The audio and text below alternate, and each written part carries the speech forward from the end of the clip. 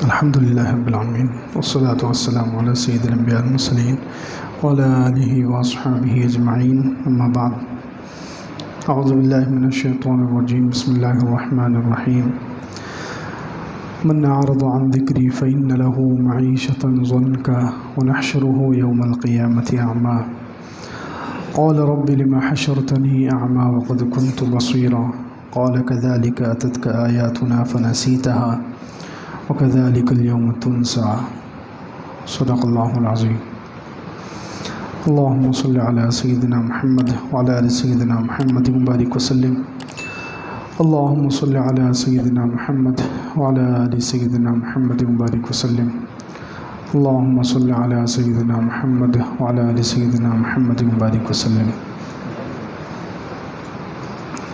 بزرگان محترم،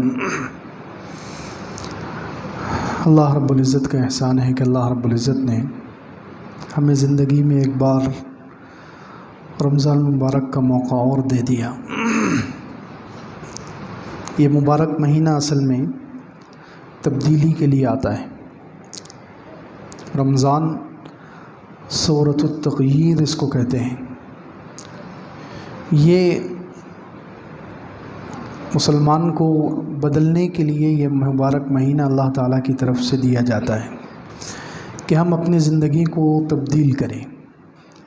کتنے رمضان آئے اور چلے گئے اور اللہ معاف کرے ہماری زندگی جیسی کی ویسی رہی۔ جیسے رمضان کے پہلے ہم ہوتے تھے ویسے ہی رمضان میں، اور رمضان گزر جاتا ہے پھر ہم ویسے ہی ہو جاتے ہیں۔ اس رمضان کو ہمیں اپنے اندر تبدیلی کا رمضان بنانا ہے۔ ویسے تو تبدیلی کے لیے علماء نے لکھا ہے کہ 5 چیزیں ہیں۔ اپنے آپ کو بدلنے کے لیے یوں سمجھیے 5 چابیاں ہیں، 5 چیزیں ہیں جس سے انسان اپنے آپ کو بدل سکتا ہے۔ اپنے آپ کو بدلنے کے لیے 5 چابیاں ہیں۔ یہ 5 چابیاں اگر صحیح استعمال ہوگی تو ضرور تبدیلی آئے گی۔ سب سے پہلی چابی ہے اچھی صحبت، نیک لوگوں کے ساتھ رہنا، اچھے لوگوں کے ساتھ رہنا، سچے مسلمانوں کے ساتھ رہنا، نیک صحبت۔ کیونکہ انسان کو اللہ رب العزت نے ایسا بنایا ہے کہ انسان جس کے ساتھ رہتا ہے اس کا اثر قبول کرتا ہے۔ انسان تو کیا، پتھر بھی اثر قبول کرتا ہے، پتھر بھی اثر قبول کرتا ہے۔ سب سے دنیا میں سب سے اچھا پتھر، سب سے قیمتی پتھر اگر کوئی ہے تو وہ کون سا ہے؟ حجر اسود۔ کعبۃ اللہ کے اندر مکہ مکرمہ میں جو پتھر ہے حجر اسود، سب سے اچھا پتھر، سب سے قیمتی پتھر، جنت سے آیا ہوا پتھر۔ لیکن اس کے اندر بھی تبدیلی آ گئی۔ اس کے اندر 3 خصوصیات تھی۔ جب وہ جنت سے آیا تھا، اللہ کے رسول صلی اللہ علیہ وسلم کی حدیث ہے، جب وہ جنت سے آیا تھا اس کے اندر 3 چیزیں تھیں۔ ایک تو وہ سفید تھا، دوسرے نورانی تھا، اور تیسرے اس کے اندر یہ تاثیر تھی کہ کوئی بیمار اس کو ہاتھ لگاتا تو وہ اچھا ہو جاتا تھا۔ جب وہ اترا تھا اس وقت، جب بھی اترا ہوا حضرت آدم علیہ السلام کے زمانے میں یا حضرت ابراہیم علیہ السلام کے زمانے میں، اختلاف روایات کے اعتبار سے، لیکن جب اترا تھا اس کے اندر یہ 3 چیزیں تھیں، 3 کوالٹی تھی، 3 خوبیاں تھیں۔ ایک تو وہ سفید تھا، دوسرے نورانی تھا، اور تیسرے اس کے اندر یہ تاثیر تھی کہ کوئی بیمار اس کو ہاتھ لگاتا تو وہ اچھا ہو جاتا تھا۔ لیکن ہوا کیا، آج اس کے اندر 2 چیزیں نہیں ہیں، صرف ایک ہی چیز ہے۔ سفید پن جو تھا وہ ختم ہو گیا، اس کا کالا ہو گیا، اس کا جو سفید رنگ تھا وہ ختم ہو گیا، وہ پتھر سیاہ ہو گیا، کالا ہو گیا۔ دوسرے، بیمار اس کو ہاتھ لگاتے تو اچھا ہو جاتے، یہ تاثیر اس کے اندر سے ختم ہو گئی۔ اب صرف ایک ہی چیز ہے، نورانیت، کہ انسان اس کے سامنے جاتے ہیں، اس کو چھوتے ہیں تو نورانیت کی وجہ سے وہ انسانوں کے گناہ اپنے اندر لے لیتا ہے۔ تو 2 چیزیں جو تھی، سفید پن اس کا ختم ہو گیا، بیماروں کو اچھا کرنے کی صفت ختم ہو گئی۔ یہ کیوں ختم ہوئی؟ برے لوگوں کے ساتھ رہنے کی وجہ سے۔ کیسے؟ اللہ کے رسول صلی اللہ علیہ وسلم کی حدیث سے فرمایا، لولا ما مس الحجر انجاس الجاہلیہ ما مسہ ذو عاہۃ الا شفیہ، او کما قال علیہ الصلوۃ والسلام، اگر حجر اسود زمانہ جاہلیت کے مشرکین کے ہاتھ اس کو نہ لگتے. زمانہ جاہلیت میں مشرکین نے اس کو ہاتھ لگائے. مشرکین بھی کیونکہ طواف کرتے تھے، حج کرتے تھے، عبادت کرتے تھے، تو مشرکین نے، اب مشرک چونکہ برے لوگ ہوتے ہیں، شرک کرنے والے، کفر کرنے والے، اللہ کے نافرمان، تو ان لوگوں نے اس کو اتنا ہاتھ لگایا، اتنا چھوا، اتنا ہاتھ لگایا کہ اللہ کے رسول صلی اللہ علیہ وسلم نے فرمایا کہ اس کی وجہ سے اس کے اندر سے بیماروں کو اچھا کرنے کی صفت ختم ہو گئی. دیکھیے اثر کتنا ہوتا ہے. پتھروں کے اندر بھی اثر ساتھ رہنے کی وجہ سے، وہ مشرکین کے ساتھ رہا، مشرکین کے قبضے میں رہا، مشرکین اس کو ہاتھ لگاتے رہے، تو اللہ کے رسول صلی اللہ علیہ وسلم نے فرمایا لولا ما مس الحجر انجاس الجاہلیہ، جاہلیت کے ناپاک ہاتھ، کفر اور شرک والے ہاتھ اس کو نہ لگتے تو آج بھی اس کے اندر یہ تاثیر ہوتی، ما مسہ ذو عاہۃ الا شفیہ، کہ جو بھی بیمار اس کو ہاتھ لگاتا اس کو شفا مل جاتی. لیکن چونکہ جاہلیت والے ہاتھ اس کو لگے، ناپاک ہاتھ، کفر اور شرک کے گندے ہاتھ اس کو لگے، اس کی وجہ سے اس کے اندر سے یہ تاثیر چلی گئی. تو ساتھ رہنے کا اثر پتھر پر بھی جب ہوتا ہے تو ہم پر، انسانوں پر کتنا ہوتا ہوگا. اس لیے اپنے آپ کو بدلنا ہے، اپنے آپ کے اندر تبدیلی لانی ہے، اپنے آپ کو اچھا بنانا ہے، اللہ کا نیک بنانا ہے. تو سب سے پہلی چابی ہے کہ اچھی صحبت اختیار کریں، نیک لوگوں کے ساتھ رہیں، ایسے لوگوں کے ساتھ رہیں جو نماز پڑھتے ہیں، جو حرام کاموں سے بچتے ہیں، گناہوں سے بچتے ہیں، اچھے اعمال کرتے ہیں. نیک لوگوں کے ساتھ رہنے کے 4 فائدے ہیں. نیک لوگوں کی صحبت میں رہنے کے کتنے فائدے ہیں؟ 4 فائدے ہیں. جو نیک لوگوں کے ساتھ رہے گا 4 فائدے ہوں گے. اچھی صحبت، ایک فائدہ نیک لوگوں کے ساتھ رہنے کا یہ ہے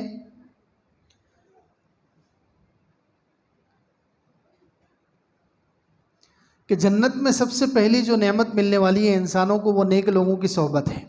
قرآن پاک کی آیت ہے اس پر، تو 30ویں پارے کی، یا ایتھا النفس المطمئنہ ارجعی الی ربک راضیۃ مرضیہ. اللہ تعالیٰ جب جنت میں داخل کریں گے تو کیا کہیں گے؟ یا ایتھا النفس المطمئنہ، اے نفس مطمئنہ، ارجعی الی ربک، اپنے رب کی طرف آ جاؤ خوشی سے.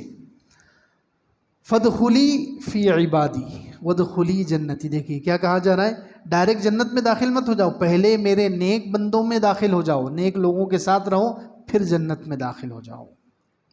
تو گویا جنت میں سب سے پہلی جو نعمت، اسی لیے قرآن پاک میں ایک سورت ہے 24ویں پارے میں، 23ویں پارے کے پاؤں پارا اور 24واں پارہ کا پاؤں پارا، اس سورت کا نام ہی ہے سورہ زمر. زمر کس کو کہتے ہیں؟ جماعت. زمر کہتے ہیں جماعت کو، کہ نیک لوگوں کو، جنتیوں کو ایک جگہ جمع کر کے، نیک لوگوں کو، سب کو، نبیوں کو، ان کے ساتھ صحابہ، تابعین، سارے نیک لوگوں کو جماعت بنائی جائے گی اور پھر جنت میں داخل کیا جائے گا. وسیق الذین اتقوا ربهم الی الجنۃ زمرا. نیک لوگوں کو لایا جائے گا، جو اللہ سے ڈرتے تھے ان لوگوں کو لایا جائے گا جماعت، زمرہ، اور جماعت بنا کر ان کو جنت میں داخل کیا جائے گا. اور جو برے لوگ ہیں ان کو بھی جماعت، ان کی بھی جماعت بنائی جائے گی، ان کو بھی اکٹھے کیا جائے گا، ایک ساتھ کیا جائے گا اور ان کو جہنم میں داخل کیا جائے گا. اس لیے اس سورت کا نام سورہ زمر ہے. تو آخرت میں سب سے پہلی نعمت یہی ہے کہ نیک لوگوں کی صحبت میں رکھا جائے گا. دوسرا فائدہ نیک لوگوں کے ساتھ، اچھے لوگوں کے ساتھ رہنے کا یہ ہے کہ آخرت میں اس کی وجہ سے امن ملے گا. آخرت میں یہ دوستی کام آئے گی. نیک لوگوں کی صحبت، نیک لوگوں کا ساتھ، یہ ایسی نعمت ہے آخرت میں کام آنے والا ہے. اللہ رب العزت نے فرمایا سورہ زخرف میں 25ویں پارے میں، الاخلاء یومئذ بعضهم لبعض عدو الا المتقین. دوست آپس میں اس دن، یعنی قیامت کے دن، دشمن بن جائیں گے سوائے متقی لوگوں کے. نیک لوگوں کی دوستی کام آنے والی ہے. نیک لوگوں کی دوستی وہاں کام آئے گی. وہ لوگ ایک دوسرے کے لیے سفارش کریں گے، ایک دوسرے کے لیے امن کا، سکون کا، جنت کا ذریعہ بنیں گے. حتیٰ کہ ابن ماجہ کی یہ صحیح روایت ہے. یہ کتنی پیاری روایت ہے. ابن ماجہ شریف میں ہے، اللہ کے رسول صلی اللہ علیہ وسلم نے فرمایا کہ کچھ جنتی جنت میں چلے جائیں گے. جنت میں جانے کے بعد وہ آپس میں دیکھیں گے کہ انہیں کچھ اپنے دوست نظر نہیں آئیں گے، اپنے کچھ دوست جنت میں دکھائی نہیں دیں گے. تو وہ جنتی اللہ تعالیٰ سے پوچھیں گے، ربنا اخواننا کانوا یصلون معنا ویصومون معنا ویحجون معنا. اے اللہ کچھ ہمارے دوست تھے جو ہمارے ساتھ یاسین مسجد میں نماز پڑھتے تھے. یہ یاسین مسجد کا لفظ میں بڑھا رہا ہوں اپنی طرف سے. کچھ لوگ تھے جو یاسین مسجد میں ہمارے ساتھ نماز پڑھتے تھے, ہمارے ساتھ رمضان میں روزے رکھتے تھے, ہمارے ساتھ حج کرتے تھے. بہت سارے لوگ ایک ساتھ جماعت بنا کر یا ٹولی بنا کر یا گروپ بنا کر حج میں جاتے ہیں, تو وہ کہیں گے اللہ ہم ایک ساتھ حج میں تھے, ہم ایک ساتھ مسجد میں نماز پڑھتے تھے, روزے رکھتے تھے, آج وہ ہمیں نظر نہیں آ رہے, کہاں گئے؟ تو اللہ تعالیٰ فرمائیں گے وہ جہنم میں. اللہ تعالیٰ کہیں گے وہ تمہارے دوست جو تمہارے ساتھ نماز پڑھتے تھے, روزے رکھتے تھے, حج کرتے تھے, وہ کہاں ہیں؟ جہنم میں. تو وہ اللہ سے سفارش کریں گے, وہ کہیں گے اے اللہ وہ ہمارے ساتھی تھے دنیا میں, تو اب جنت میں کیوں ہمارے ساتھ نہیں ہیں؟ ان کو ہمارے ساتھ کر دیجئے. تو اللہ رب العزت کیا کریں گے؟ اللہ رب العزت فرمائیں گے اخرجوا من عرفتموہم, جس جس کو تم پہچانتے ہو جاؤ جہنم سے نکال کر ان کو جنت میں داخل کر دو. سبحان اللہ. دیکھیے نیک لوگوں کا ساتھ, نمازیوں کا ساتھ, روزے رکھنے والوں کا ساتھ, آپس میں مل کر جو حج کرتے ہیں ان کا ساتھ, مل کر جو نیک کام کرتے ہیں, کسی درس میں شریک ہو گئے, کسی قرآن کی تفسیر میں شریک ہو گئے, نیک عالم کے بیان میں شریک ہو گئے, ساتھ ساتھ جو مل کر نیک کام کرتے ہیں, یہ کتنا کام آتا ہے. تو نیک صحبت کا دوسرا فائدہ یہ ہے کہ یہ آخرت میں امن کا ذریعہ بنے گی, بلکہ جنت دلانے کا بھی ذریعہ بن سکتی ہے. اور تیسرا فائدہ اس کا یہ ہے کہ اس سے اللہ کی محبت ضرور ملتی ہے. نیک لوگوں کے ساتھ رہیں گے, اللہ کے لیے کسی سے دوستی, اللہ کے لیے کسی سے محبت رکھیں گے, تو اس کی وجہ سے ہمارے دل میں اللہ کی محبت پیدا ہو جائے گی. اللہ رب العزت نے فرمایا, حدیث قدسی ہے, حدیث قدسی یعنی اللہ رب العزت کا فرمان ہے. اللہ تعالیٰ فرماتے ہیں وجبت محبتی للمتحابین فیّ, میری محبت واجب ہے ان لوگوں کے لیے جو میری وجہ سے آپس میں ایک دوسرے سے محبت رکھتے ہیں, میری وجہ سے آپس میں ایک دوسرے سے محبت رکھتے ہیں, آپس میں میری وجہ سے ایک دوسرے سے ملاقات کرتے ہیں, ایک دوسرے سے تعلق رکھتے ہیں. میری محبت ان کے لیے واجب ہے, یعنی اللہ تعالیٰ ضرور اپنی محبت دیں گے. تو نیک لوگوں کے ساتھ رہیں گے تو اس کا تیسرا فائدہ یہ ہوگا کہ ہمارے دل میں اللہ کی محبت ضرور آ جائے گی, اللہ کی محبت ضرور آ جائے گی. اور چوتھا فائدہ نیک لوگوں کے ساتھ رہنے کا جو بہت بڑا فائدہ ہے, اللہ کرے کہ ہمیں نصیب ہو جائے, آمین. یہ بھی صحیح حدیث ہے کہ نیک لوگوں کے ساتھ ایک مرتبہ بھی کوئی مجلس میں بیٹھ گیا, ان کی صحبت میں رہا, تو وہ بدبخت نہیں ہوگا. اللہ کے رسول صلی اللہ علیہ وسلم, بخاری شریف کی حدیث ہے, فرمایا ایک مرتبہ بھی جو نیک لوگوں کے ساتھ رہا, نیک آدمی کے ساتھ بیٹھ گیا, تو وہ بدبخت نہیں ہوگا. یعنی کیا مطلب؟ بدبخت کس کو کہتے ہیں؟ بدبخت کہتے ہیں قرآن کے اعتبار سے 12ویں پارے میں ہے کہ بدبخت وہ ہیں جو جہنم میں جانے والا ہے. فَأَمَّا الَّذِينَ شَقُوا فَفِي النَّارِ, بدبخت وہ ہیں جو جہنم میں ہوں گے. کیا مطلب؟ ایک مرتبہ بھی نیک لوگوں کے ساتھ صحبت میں بیٹھ گیا, جو اللہ کے نزدیک نیک ہے, اس آدمی کے ساتھ ایک مرتبہ بھی کوئی بیٹھ گیا تو وہ بدبخت نہیں ہوگا, یعنی گارنٹیڈ ہے انشاءاللہ اس کا ایمان پر ہی خاتمہ ہوگا, وہ جہنم میں نہیں جائے گا. کتنی بڑی بات ہے. اس لیے اپنے آپ کو بدلنے کے لیے سب سے پہلی چابی کیا ہے؟ نیک لوگوں کے ساتھ رہنا, اپنی صحبت بدلنا, اپنا ماحول بدلنا, اپنی صحبت بدلنا. کن لوگوں کے ساتھ بیٹھتے ہیں, کن لوگوں کے ساتھ اٹھتے ہیں, کن لوگوں کے ساتھ رہنا ہے, کن لوگوں کے ساتھ کھانا پینا ہے, کن لوگوں کے ساتھ زندگی گزارنی ہے, یہ ہمیں دیکھنا چاہیے. اپنی صحبت بدلنی چاہیے, اپنا ماحول بدلنا چاہیے. انسان بہت زیادہ ماحول کو قبول کرتا ہے, بہت زیادہ اثرات قبول کرتا ہے, جیسے ماحول میں رہے گا ویسے اثرات قبول کرتا ہے. اسی لیے ہمیں حکم دیا گیا ہے ماحول بدلنے کا. شادی کرتے وقت کہا گیا ہے کہ اچھی عورت سے, نیک عورت سے شادی کرو, تاکہ اس سے جو تمہیں اولاد پیدا ہو ان اولاد کو اچھا ماحول ملے. اگر بری بیوی ہوگی, دنیا دار ہوگی, اللہ کی نافرمان ہوگی, تو پھر اولاد کو وہ برا ماحول دے گی, کیونکہ اولاد زیادہ تر ماں کے ساتھ رہتی ہے نا. اولاد شروع میں کس کے ساتھ رہتی ہے؟ 5-10 سال بچپن میں پورا ماں کے ساتھ اس کا وقت گزرتا ہے. تو اولاد کو بھی اچھا ماحول دو, اچھی بیوی سے نکاح کرو, نیک متقی پرہیزگار عورت سے نکاح کرو, تاکہ اولاد کو اچھا ماحول ملے, اولاد کو اچھا ماحول ملے. اچھا ماحول ملے گا اولاد اچھی ہوگی, برا ماحول ملے گا آپ کتنے بھی نیک ہو اولاد بری ہوگی. اسی لیے رمضان میں اعتکاف رکھا گیا, 10 دن اعتکاف میں رہو, اچھے ماحول میں، فرشتوں کا ماحول ہے مسجد میں تو فرشتے رہتے ہیں، تو اس ماحول میں آ جاؤ. دنیا میں بہت وقت گزار لیا دوستوں کے ساتھ، گھر والوں کے ساتھ، دنیا داروں کے ساتھ، بازاروں میں، گھروں میں، اب 10 دن مسجد میں گزارو تاکہ اچھا ماحول ملے اور زندگی میں تبدیلی آ جائے. تو خیر، اپنے آپ کو بدلنے کے لیے سب سے پہلی چابی کیا ہے؟ نیک صحبت، اچھے ماحول میں رہنا، اپنے آپ کو اچھا ماحول دینا، اچھے لوگوں کے ساتھ رہنا. دوسری چابی ہے اپنے آپ کو بدلنے کے لیے فوری توبہ کی عادت. توبہ میں انسان ہے، انسان سے گناہ ہوتا ہی ہے، انسان سے گناہ ہوتا ہے. کوئی بھی انسان یہ نہیں کہہ سکتا کہ مجھ سے گناہ نہیں ہوتا، میں پاک صاف ہوں. صرف انبیاء علیہم السلام نبی جو ہیں وہ معصوم ہوتے ہیں، ان سے کوئی گناہ نہیں ہوتا، اور فرشتے معصوم ہیں. باقی انسان کتنا بھی بڑا ولی بن جائے، قطب ابدال جو اولیاء کے مراتب میں کسی بھی مرتبے پر پہنچ جائیں، کتنا بھی بڑا محدث ہو، شیخ الحدیث ہو، علامہ ہو، اس سے گناہ ہوتا ہی ہے. ہر انسان سے گناہ ہوتا ہے. لیکن اچھے انسان کون سے ہیں؟ جو گناہ کے ساتھ فوری توبہ کرنے کی بھی عادت ہو. اللہ کے رسول صلی اللہ علیہ وسلم نے فرمایا کلکم خطاؤن وخیر الخطائین التوابون. تم سب کے سب بہت زیادہ غلطیاں کرتے ہو، بہت زیادہ گناہ کرتے ہو، لیکن بہت زیادہ گناہ کرنے والوں میں وہ لوگ اچھے ہیں جو بہت زیادہ توبہ بھی کرتے ہیں. تو اس لیے فوری توبہ کی عادت ہونی چاہیے. توبہ میں ٹال مٹول نہیں کرنا چاہیے. توبہ میں ٹال مٹول، نفس اور شیطان کیا کرتے ہیں؟ انسان کو ٹالنے لگاتے ہیں، انسان کو جلدی توبہ نہیں کرنے دیتے. انسان کو نفس اور شیطان جلدی توبہ نہیں کرنے دیتے، وہ ٹالنے لگاتے ہیں. اور یہ ٹالنا بڑی خطرناک بیماری ہے. کتنے لوگ ٹالتے ٹالتے دنیا سے ٹل گئے، یعنی انتقال ہو گیا ان کا.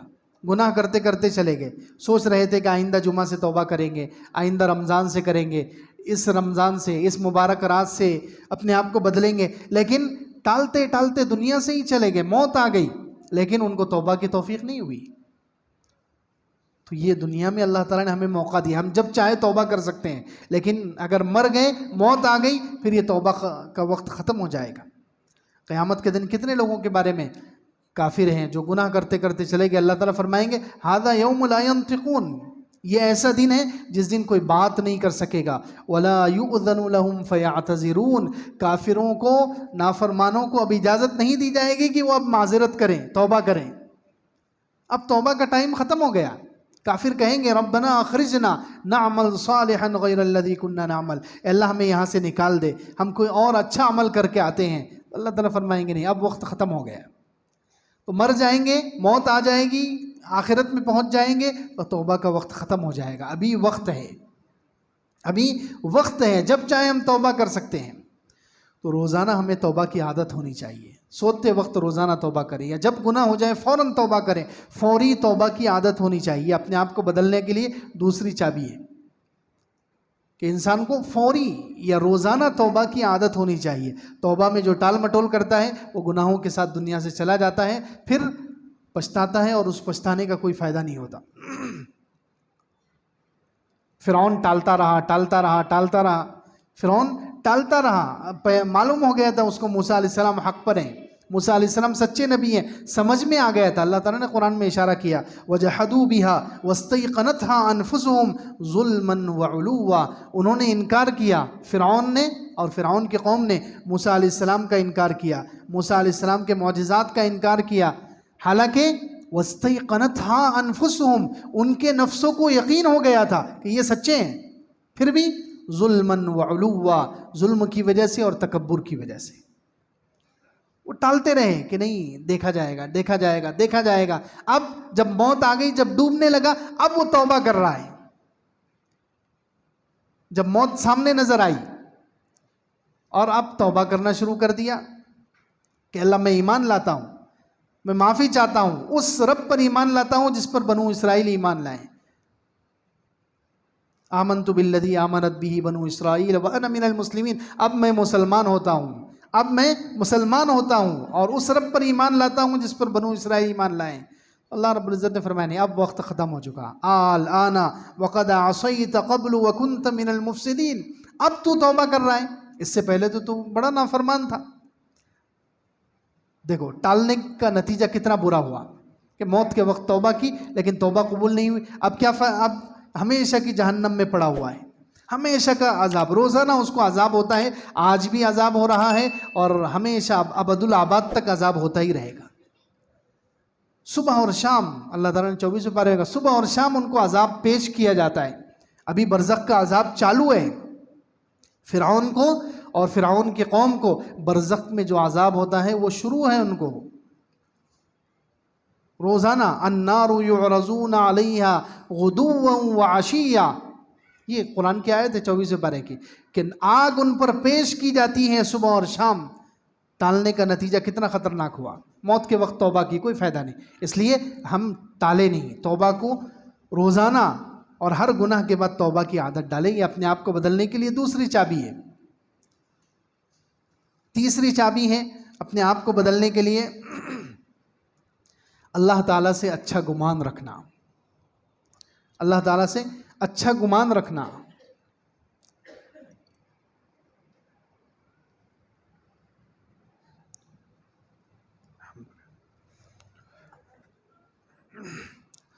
اللہ تعالیٰ سے اچھا گمان رکھنا اور بدگمان نہ ہونا۔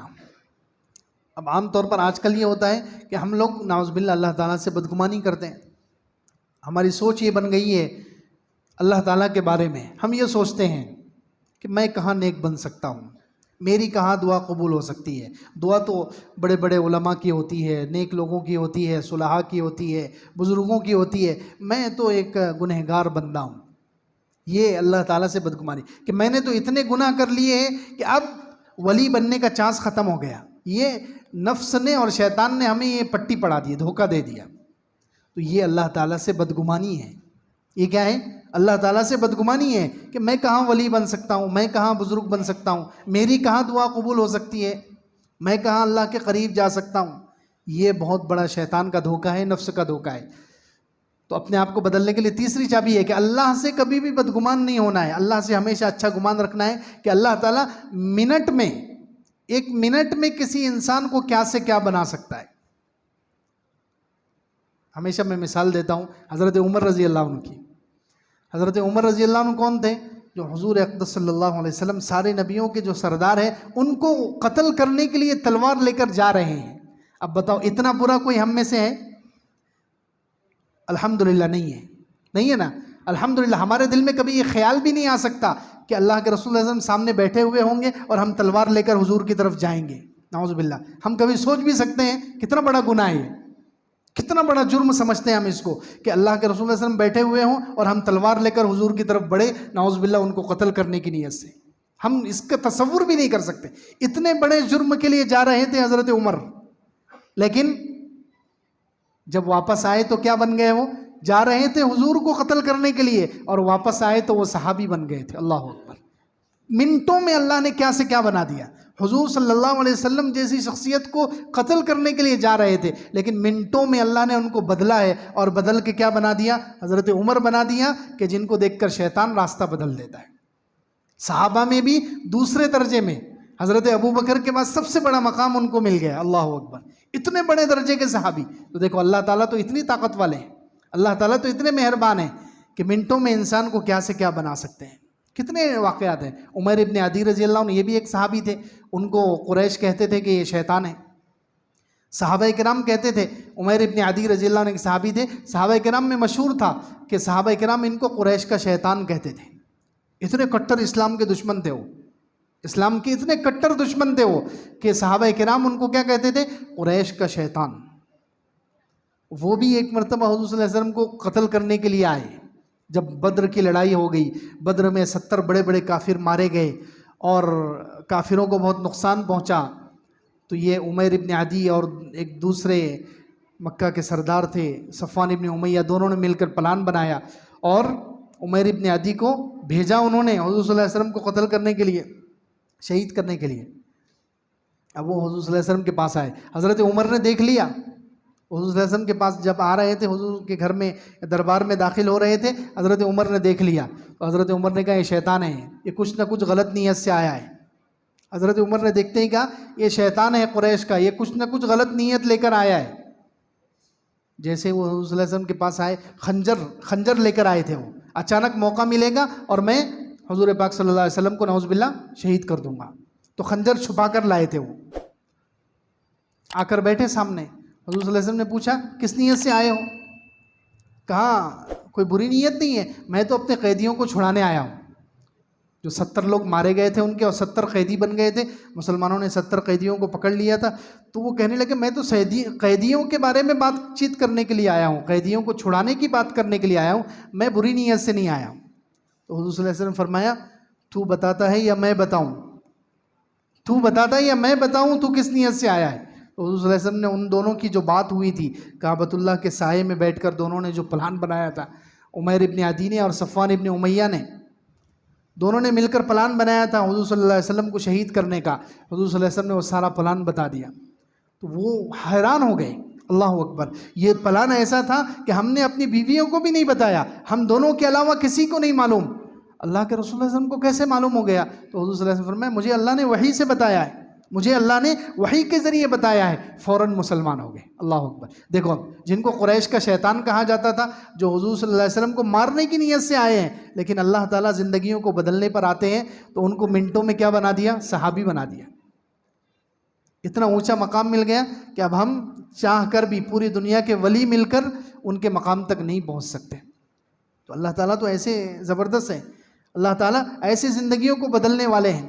حبیب عجمی رحمۃ اللہ علیہ تھے، ایک تابعی ہے، یہ تابعی ہیں، حسن بصری رحمۃ اللہ علیہ کے زمانے میں، یعنی صحابہ کے دور کے بعد والا جو زمانہ ہے اس زمانے میں تھے یہ حبیب عجمی رحمۃ اللہ علیہ.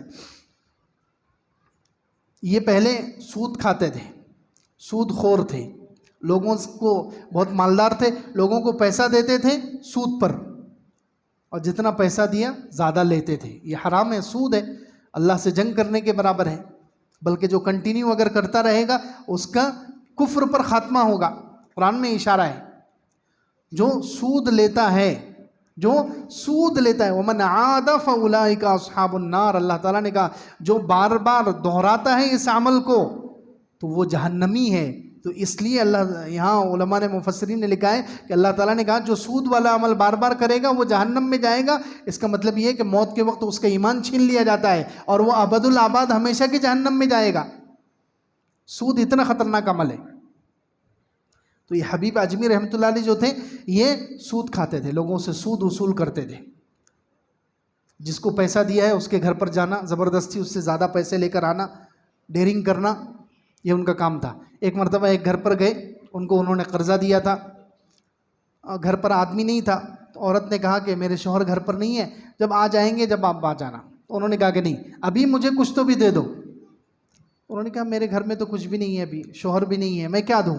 ان کے گھر میں سالن پک رہا تھا، وہ اٹھا کر لے کر چلے گئے، چھین کر. اتنے ظالم ہیں، چھین کر وہ اٹھا کر لے کر چلے گئے.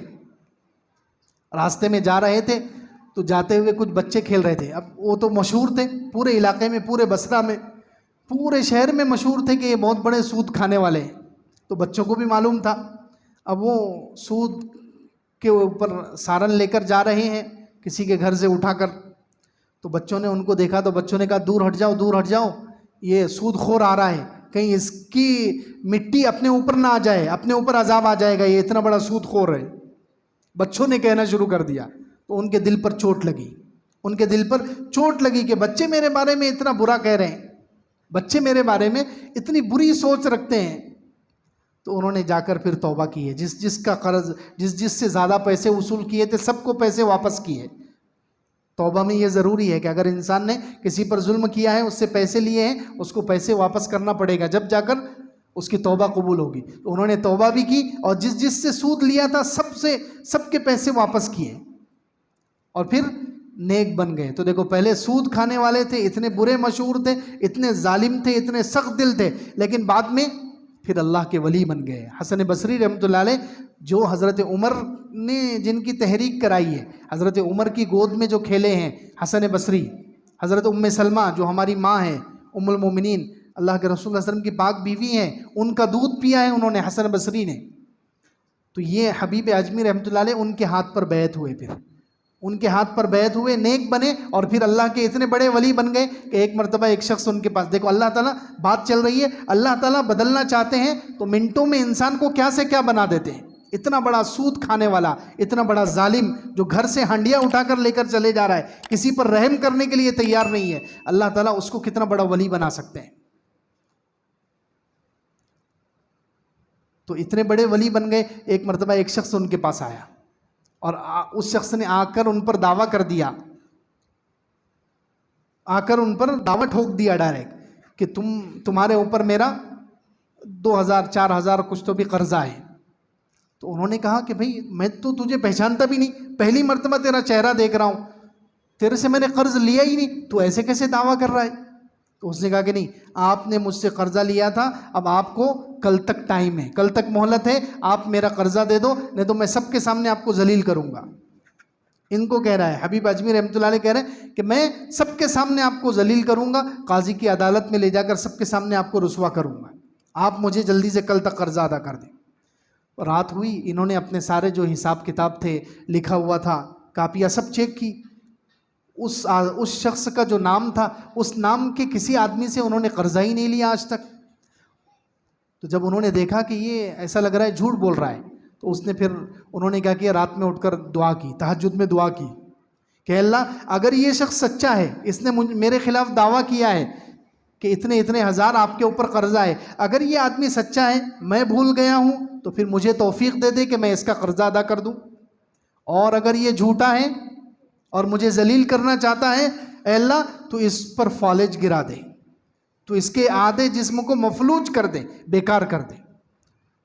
دوسرا دن ہوا، دوسرا دن یہ گھر سے باہر نکلے تو کچھ لوگ اسی آدمی کو اٹھا کر لے کر آئے، کچھ لوگ اسی آدمی کو اٹھا کر لے کر آئے، اور وہ آدمی جیسے ہی قریب آیا اس نے رونا شروع کر دیا، معافی مانگنا شروع کر دی. تو انہوں نے دیکھا تو وہی آدمی تھا، اور ان کی دعا قبول، دیکھو کتنی جلدی سے دعا قبول ہو گئی، کتنے بڑے اللہ کے ولی بن گئے کہ ادھر انہوں نے دعا کی رات میں اور فوراً صبح میں اثر، فوراً دعا قبول ہو گئی کہ اس کے جسم، کیونکہ وہ جھوٹا تھا، اس نے جھوٹا دعویٰ کیا تھا، تو اس نے آ کر خود کہا کہ آپ نے مجھ سے کبھی کوئی قرضہ نہیں لیا، میں نے سوچا کہ آپ نیک آدمی ہیں، آپ کے اوپر قرضہ، کچھ لوگوں کو پیسہ وصول کرنے کا یہ بھی طریقہ سوچتا ہے، کسی پر بلا وجہ دعویٰ کر دیا اور وہ بیچارہ ذلت سے بچنے کے لیے دے دیتا ہے، ذلت سے بچنے کے لیے، اپنے آپ کو عزت بچانے کے لیے کچھ لوگ پیسہ دے دیتے ہیں. تو اس نے کہا میں نے بھی یہی سوچا کہ میرے پاس پیسے نہیں تھے تو ان پر دعویٰ کروں گا، یہ ذلت سے بچنے کے لیے،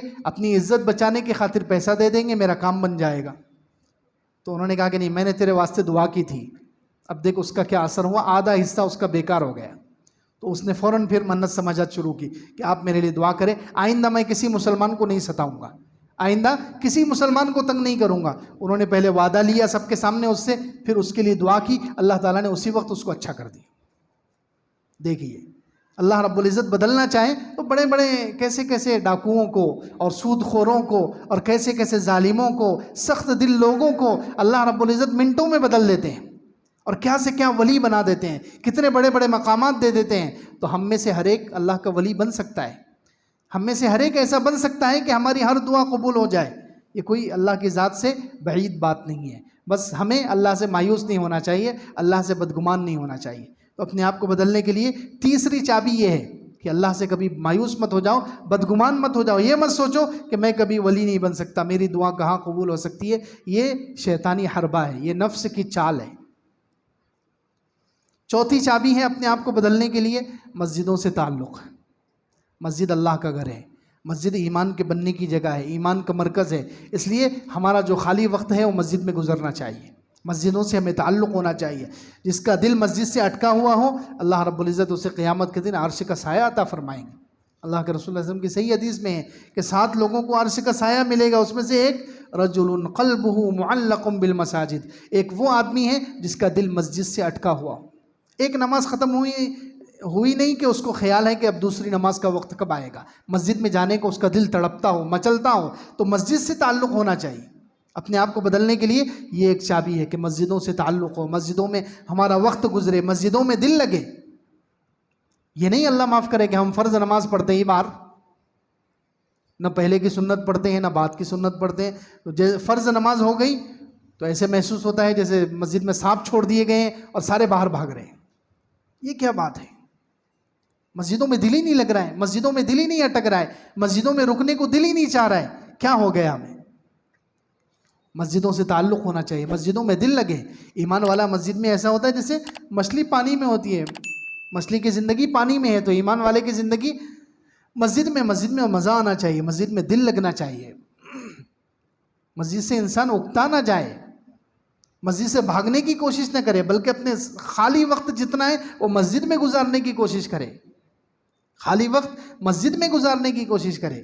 کمائی کے علاوہ جو وقت ہے، بیوی بچوں کے علاوہ جو وقت ہے، جو بیکار وقت ہمارا چوراہوں پر گزر رہا ہے، ہوٹلوں میں گزر رہا ہے، موبائلوں کے اندر گزر رہا ہے، بیکار چیزوں میں گزر رہا ہے، وہ خالی وقت ہمارا مسجدوں میں گزرے، مسجد سے تعلق ہو۔ جتنا مسجد سے تعلق ہوگا اتنا ایمان بنے گا، اتنی اللہ کی محبت بڑھے گی، اتنا ہمارا آخرت کا بینک بھرے گا۔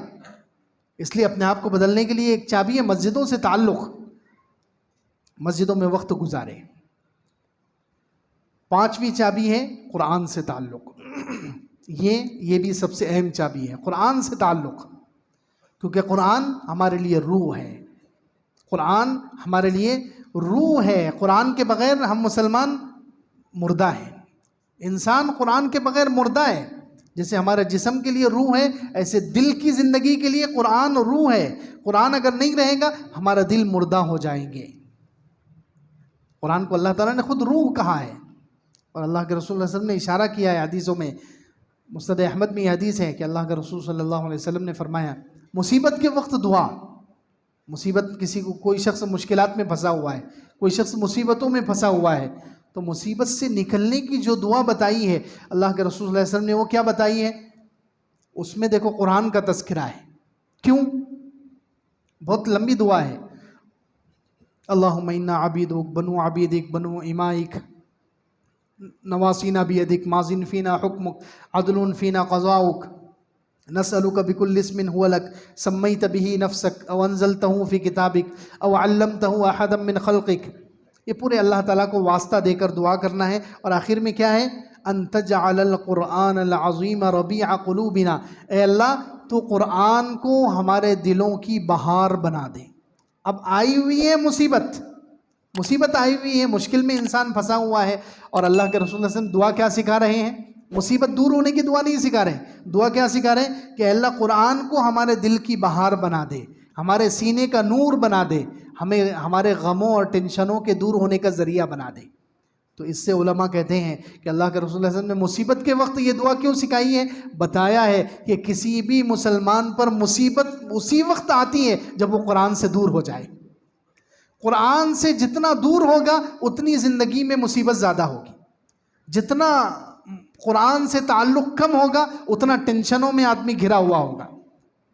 جو ٹینشنوں سے، مصیبتوں سے بچنا چاہتا ہے اس کو چاہیے قرآن سے تعلق جوڑ لے۔ یہ اللہ کے رسول صلی اللہ علیہ وسلم نے اشارہ کیا، یہ دعا سکھا کر اشارہ کیا ہے کہ مسلمان کی زندگی میں پریشانی، مصیبت اسی وقت آ سکتی ہے جب وہ قرآن سے دور ہو جائے۔ جو قرآن سے قریب ہو، قرآن سے جس کو لگاؤ ہو، قرآن سے جس کو محبت ہو، قرآن کے لیے جو وقت دیتا ہو، قرآن کے لیے جو قربانی دیتا ہو، قرآن کی تلاوت کرے، قرآن کو سمجھے، قرآن کو پھیلائے، قرآن پر اپنا وقت اور جان مال خرچ کرے، ہو ہی نہیں سکتا اس کی زندگی میں کوئی مصیبت باقی رہے۔ مصیبتیں اسی لیے ہیں، پریشانیاں اسی لیے ہیں کہ قرآن سے تعلق کمزور ہو گیا۔ اور اللہ رب العزت نے قرآن میں کئی جگہ یہ بات فرمائی ہے، جیسے 16ویں پارے میں سورہ طٰہٰ میں فرمایا، من اعرض عن ذکری، جو میرے ذکر سے، یہاں ذکر سے مراد مفسرین کہتے ہیں قرآن ہے۔ ذکر سے مراد کیا ہے؟ قرآن ہے۔ جو میرے ذکر سے یعنی قرآن سے منہ موڑے گا، اللہ رب العزت فرماتے ہیں من اعرض عن ذکری فإن له معیشۃ ضنکا، تو ہم اس کی زندگی کو تنگ کر دیں گے۔ اللہ اکبر۔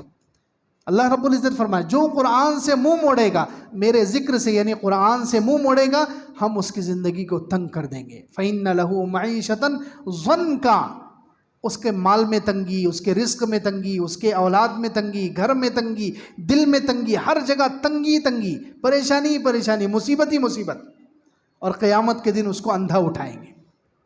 دیکھیے یہ اللہ رب العزت نے فرمایا۔ اسی طرح 16ویں پارے میں ایک اور آیت ہے، من اعرض عنہ فإنہ یحمل یوم القیامۃ وزرا، جو قرآن سے منہ موڑے گا وہ قیامت کے دن بہت بڑا بوجھ لے کر آئے گا۔ جو قرآن سے تعلق نہیں ہے، جن کا نہ قرآن کا لفظ پڑھتے ہیں، نہ سمجھتے ہیں، نہ قرآن پر کچھ خرچ کرتے ہیں، نہ قرآن کے لیے کچھ لگاتے ہیں، نہ قرآن کو پھیلاتے ہیں، نہ قرآن پر عمل کرتے ہیں، قرآن سے تعلق ہی نہیں ہے، تو ایسے لوگ قیامت میں بہت بڑا بوجھ لے کر آئیں گے۔ اللہ اکبر۔ یحمل یوم القیامت وزرا۔ ایک اور جگہ 29ویں پارے میں سورہ جن میں اللہ تعالیٰ نے فرمایا وَمَن يُعْرِضْ عَنْ ذِكْرِ رَبِّهِ يَسْلُكْهُ عَذَابًا صَعَدًا، جو اللہ کے ذکر سے یعنی قرآن سے منہ موڑتا ہے، اللہ رب العزت اس کو سخت عذاب میں، یسلکہ عذاب، اللہ تعالیٰ فرمانے ہم اس کو داخل کر دیتے ہیں سخت عذاب میں، یسلکہ عذابا صعدا۔ تو جتنی پریشانیاں ہیں، جتنی مصیبتیں ہیں، جتنے ٹینشن ہیں، وہ قرآن سے دوری کی وجہ سے۔ کس کی وجہ سے؟ قرآن سے دوری کی وجہ سے۔ قرآن سے جو جتنا کلوز ہوگا، جتنا قریب ہوگا، قرآن کو یا تو تلاوت کرے گا، یا اس کو سمجھے گا، یا اس پر عمل کرے گا، یا اس کو پھیلائے گا، کچھ نہ کچھ تعلق ہونا چاہیے قرآن سے، تو اس کی زندگیوں سے پریشانیاں دور ہو جائے گی، مشکلات دور ہو جائے گی۔ دنیا میں بھی قرآن انسان کو مشکلوں سے بچاتا ہے، قبر میں بھی بچائے گا، آخرت میں بھی بچائے گا۔ کتنی حدیثیں ہیں اس کے بارے میں۔ دنیا میں بھی مشکلات سے بچاتا ہے، قبر میں بھی۔ قبر میں جانے کے بعد سوال ہوگا، ایمان والے سے سوال ہوگا، 4 سوال۔ کتنے سوال؟ 4 سوال۔ من ربک، تمہارا رب کون ہے؟ ما دینک، تمہارا دین کیا ہے؟ من نبیک، تمہارے نبی کون ہے؟ ما عملک، چوتھا سوال۔ عام طور پر ہم لوگ 3 سوال ہی سنتے رہتے ہیں، تو بہت سارے لوگ کنفیوز ہوں گے، یار چوتھا سوال کہاں سے آ گیا؟ یہ بھی حدیث میں ہے، یہ بھی حدیث میں ہے، صحیح حدیثوں میں ہے۔ یہ 4 سوال ہوں گے۔ من ربک، تمہارا رب کون ہے؟ تو ایمان والا کہے گا میرا رب اللہ ہے۔ پھر کہیں گے تمہارا دین کیا ہے؟ میرا دین اسلام ہے۔ پھر پوچھیں گے من نبی، تمہارے نبی کون ہے؟ تو ایمان والا کہے گا محمد صلی اللہ علیہ وسلم۔ پھر اس سے پوچھا جائے گا ما عملک، تمہارا عمل کیا تھا دنیا میں؟ تو ایمان والا جو قرآن پر عمل کر کے گیا ہے، جو قرآن پر عمل کر کے گیا ہے، وہ کہے گا عملت القرآن، قرأت القرآن وعملت بما فیہ، میں نے قرآن پڑھا تھا اور اس میں جو تھا وہ اس پر عمل کیا تھا۔ تو اللہ رب العزت کی طرف سے فوراً آواز آنا شروع ہو جائے گی کہ میرے بندے نے سچ کہا، صدق عبدی، میرے بندے نے سچ کہا ہے، اس کے لیے جنت کا بچھونا بچھا دو، قبر میں جنت کا بستر بچھا دو، قبر کو وسیع کر دو اور جنت کی کھڑکیاں کھول دو، اب قیامت تک جنت کی ہوائیں وغیرہ اس پر آتی رہے گی۔ تو دیکھو قرآن دنیا میں بھی بچاتا ہے مصیبت سے، قبر میں بھی بچائے گا، قبر میں بھی کام آئے گا، قبر کی تنگی کو دور کرنے کا، عذاب کے دور کرنے کا ذریعہ بنے گا، آخرت میں بھی کام آئے گا جب سب لوگ پریشان ہوں گے۔ آخرت میں لوگ پریشان ہوں گے، بڑے بڑے مالدار، بڑے بڑے لوگ پریشان ہوں گے دھوپ کی وجہ سے، سورج بالکل قریب ہوگا، حساب کتاب شروع نہیں ہوگا، دھوپ کی وجہ سے، گناہوں کی وجہ سے پریشان ہوں گے، لوگ پریشان ہوں گے۔ ایسے وقت میں جس کا قرآن سے تعلق تھا، جس کا قرآن سے تعلق تھا، دیکھو قرآن کی 2 صورتیں ہیں، اللہ کے رسول صلی اللہ علیہ وسلم نے ان کے بارے میں خاص طور سے فرمایا، سورہ بقرہ اور سورہ آل عمران۔ سورہ بقرہ اور سورہ آل عمران، یہ 2 ہی صورتیں جو پورا قرآن سے تعلق رکھے اس کا تو کتنا بہترین حال ہوگا۔ صرف جس کا ان 2 صورتوں سے تعلق ہو، تو اللہ کے رسول صلی اللہ علیہ وسلم فرمایا یہ دونوں صورتیں یأتیان یوم القیامہ کأنما غمامتان او غیایتان، یہ قیامت کے دن یہ 2 صورتیں سورہ بقرہ اور آل عمران اس شخص کے لیے جس نے ان 2 صورتوں سے تعلق رکھا ہوگا، ان کی تلاوت کی ہوگی، ان کو پڑھا ہوگا، ان کو سمجھا ہوگا، تو یہ دونوں صورتیں اس کے لیے سایہ بن کر آ جائے گی۔ اللہ اکبر، یعنی اس کو گرمی نہیں ہوگی، پھر اس کو وہاں کی ٹینشن نہیں ہوگی۔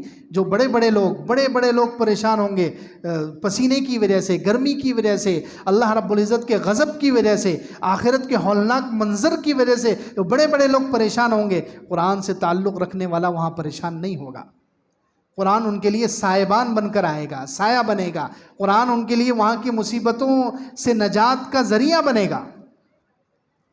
اس لیے ایک اور حدیث میں ہے کہ جس کا قرآن سے تعلق تھا، قیامت کے دن قرآن آئے گا، قرآن خود انسانی شکل میں اللہ تعالیٰ اس کو بھیجیں گے۔ اللہ کے رسول صلی اللہ علیہ وسلم کی حدیث ہے، انسانی شکل میں یہ اس شخص کے پاس آئے گا جس کا قرآن سے تعلق تھا، جو دنیا میں قرآن بہت پڑھتا تھا، قرآن پر عمل کرتا تھا، قرآن کے لیے اپنی زندگی لگاتا تھا، قرآن اور قرآن میں اس کی زندگی خرچ ہو گئی، تو یہ قرآن قیامت کے دن اس کے پاس آئے گا اور اس سے کہے گا مجھے پہچانا، میں کون ہوں، پہچانتے ہو؟ اس نے کہا نہیں آپ کون ہیں، میں نہیں پہچانتا آپ کو۔ تو وہ کہے گا انا صاحبک القرآن، میں تیرا ساتھی قرآن ہوں۔ قرآن کیا کہے گا؟ میں تیرا ساتھی قرآن ہوں، تو نے قرآن پر عمل کی وجہ سے دنیا میں روزے رکھے، راتوں کو تہجد میں اٹھ کر جاگا اور قرآن پڑھا، تو میں تیرا ساتھی قرآن ہوں، آج میں تجھے سب کچھ اللہ سے لے کر دوں گا۔ وہ میدان محشر میں ہی اس کے لیے ساری نعمتیں لے کر دے گا اور قیامت کی ساری پریشانیاں اس سے دور کر دے گا۔ تو قرآن ایسی چیز ہے، دنیا کی مصیبتوں میں بھی انسان کو بچاتا ہے، دنیا میں بھی کام آتا ہے، قبر میں بھی کام آئے گا، آخرت میں بھی کام آئے گا، اور جنت میں درجات بلند کرنے کا ذریعہ بنے گا۔ ہر فتنے سے نجات قرآن میں ہے۔ اسی لیے حضرت حذیفہ رضی اللہ عنہ جو مشہور صحابی ہے، وہ کہتے ہیں کہ لوگ اللہ کے رسول صلی اللہ علیہ وسلم سے سوالات کرتے تھے، خیر کی باتیں پوچھتے تھے، اچھی باتیں پوچھتے تھے، اور میں شر کی باتیں پوچھتا تھا۔ میں شر کے بارے میں، کون سا فتنہ آنے والا ہے، کون سا فتنہ کب آئے گا، اس کا توڑ کیا ہوگا، میں اس کے بارے میں پوچھتا تھا۔ تو حضرت حذیفہ کہتے ہیں ایک مرتبہ میں نے پوچھا اللہ کے رسول صلی اللہ علیہ وسلم سے کہ ہم جس خیر پر ہیں کیا اس کے بعد کوئی شر آئے گا؟ تو اللہ کے رسول صلی اللہ علیہ وسلم نے ارشاد فرمایا ہاں، اس خیر کے بعد شر آئے گا، اس کے بعد شر آئے گا، برائی کا زمانہ آئے گا۔ تو حضرت حذیفہ کہتے ہیں من نجا، اللہ کے رسول بچنے کی کیا شکل ہوگی؟ شر آئے گا، برائی کا دور آئے گا، فتنوں کا دور آئے گا، اس میں نجات کیسے ہوگی؟ میں کیسے بچوں گا فتنوں سے، شر سے، برائی سے؟ بچنا ہے تو کیا طریقہ ہے؟ تو اللہ کے رسول نے کیا ارشاد فرمایا؟ اقرأ القرآن وعمل به، قرآن پڑھ اور اس پر عمل کر، سارے فتنوں سے بچ جائے گا۔ اللہ اکبر!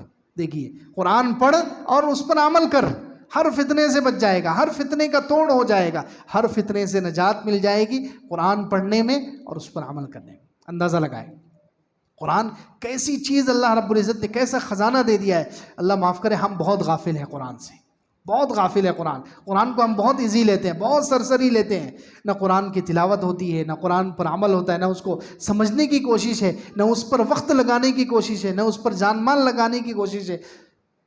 کیسی غفلت کی زندگی ہم لوگ گزار رہے ہیں۔ اسی لیے اللہ رب العزت نے سورہ زخرف جو 25ویں پارے میں جو سورت ہے، اس سورت میں اللہ رب العزت نے بڑی عجیب بات ارشاد فرمائی۔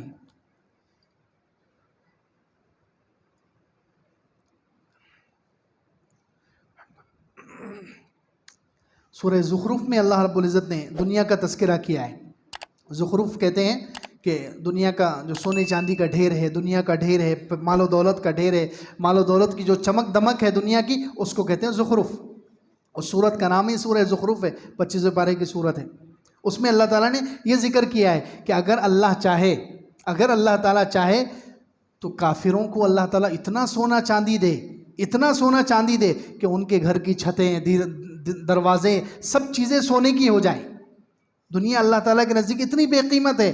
لولا ان یکون الناس امۃ واحدہ لجعلنا لمن یکفر بالرحمن لبیوتہم سقفا من فضة ومعارج علیہا یظہرون ولبیوتہم ابوابا وسررا علیہا یتکئون وزخرفا وان کل ذلک لما متاع الحیاۃ الدنیا۔ اگر اللہ رب العزت کو یہ ڈر نہ ہو کہ مسلمان جتنے ہیں وہ کافر ہو جائیں گے، مسلمان سارے ایمان سے پھر جائیں گے، سارے ہی لوگ کافر بن جائیں گے، اگر یہ ڈر نہ ہوتا تو اللہ تعالیٰ کافروں کو اتنا دیتے کہ ان کے گھر کی دیواریں، چھتیں اور دروازے، ہر چیز سونے چاندی کی ہوتی، سیڑھیاں، سب کچھ سونے چاندی کے ہوتے۔ لیکن اللہ تعالیٰ نے یہ اتنا کافروں کو نہیں دیا ہے۔ کیوں؟ اگر اتنا دے دیتے پھر تو کوئی مسلمان باقی نہیں رہتا، سب بولتے یار وہاں اتنا مل رہا ہے، چلو وہی زندگی اچھی ہے، نعوذ باللہ۔ آج تو تھوڑا 19-20 ہے، ہم میں بھی کچھ مالدار ہیں، ان میں بھی کچھ مالدار ہیں، ان کو بھی کچھ نعمتیں، ہمیں بھی کچھ نعمتیں، 19-20 کا تھوڑا بہت فرق ہے، تو ہم اتنا اپنے ایمان سے دور بھاگ رہے ہیں، اپنے دین سے اتنا دور بھاگ رہے ہیں۔ اگر ان کو اتنا مل جاتا کہ چھتیں بھی، دیواریں بھی، دروازے بھی، سیڑھیاں بھی، سب کچھ سونے چاندی کا اللہ تعالیٰ دے دیتے تو پھر تو مسلمان کون باقی رہتا۔ اس لیے اللہ تعالیٰ نے ان کو اتنا نہیں دیا۔ تو خیر، اس میں جو ہے دنیا کے ڈھیر کا تذکرہ ہے، سونے چاندی کا اور مال و دولت کا۔ اس کے بعد اللہ رب العزت نے کیا فرمایا؟ اس کے بعد اللہ رب العزت نے بڑی پیاری بات فرمائی، فَاسْتَمْسِكْ بِالَّذِي أُوحِيَ إِلَيْكَ۔ اللہ کے رسول صلی اللہ علیہ وسلم کو مخاطب کر کے فرمایا، لیکن اصل میں خطاب ہم سے ہے، امت سے ہے، کہ تم لوگ قرآن کو مضبوطی سے پکڑ لو۔ جب لوگ سونے چاندی کی طرف بھاگ رہے ہوں، لوگ پیسوں کی طرف بھاگ رہے ہوں، لوگ دنیا کی دولت کی طرف بھاگ رہے ہوں، پراپرٹی اور جائیداد کی طرف بھاگ رہے ہوں، تم قرآن کی دولت کو مضبوط پکڑ لو۔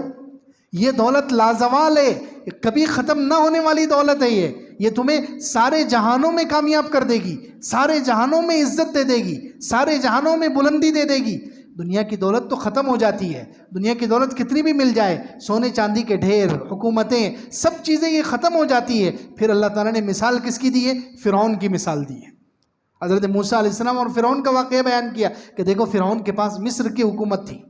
فرعون خود کہتا ہے، اللہ تعالیٰ نے اسی صورت میں کہا، فرعون کا دعویٰ تھا، الیس لی ملک مصر وہذہ الانہار تجری من تحتی افلا تبصرون ام انا خیر من ھذا الذی ھو مہین ولا یکاد یبین فلولا القی علیہ اسورۃ من ذھب او جاء معہ الملائکۃ مقترنین فاستخف قومہ فاطاعوہ انہم کانوا قوما فاسقین فلما آسفونا انتقمنا منہم فاغرقناہم اجمعین فجعلناہم سلفا ومثلا للآخرین۔ فرعون اپنا اور موسیٰ علیہ السلام کا مقابلہ کر رہا ہے، اپنی قوم کے سامنے دونوں کا کمپیریزن کر رہا ہے، مقابلہ کر کے بتا رہا ہے لوگوں کو کہ میں اچھا ہوں یا موسیٰ علیہ السلام اچھے ہیں۔ میرے پاس مصر کی بادشاہت ہے، نیچے سے نہریں بہہ رہی ہے، میرے محل کے نیچے سے نہریں بہہ رہی ہے، میرے پاس سونے چاندی کے ڈھیر ہے، کنگن ہے، میں سونے چاندی کے زیورات پہنتا ہوں، اتنے بڑے بڑے محل ہیں۔ موسیٰ علیہ السلام کے پاس کیا ہے؟ موسیٰ علیہ السلام کو تو بولنا بھی نہیں آتا، یہ کہہ رہے ہو ولا یکاد یبین، ان کو تو صاف بات کرنا بھی نہیں آتی، ان کے پاس سونے چاندی نہیں ہے، ان کے پاس اچھے محل نہیں ہیں، اچھے مکانات نہیں ہیں، میرے پاس سب کچھ ہے۔ تو لوگوں میری بات مانو، موسیٰ علیہ السلام کی بات مت مانو۔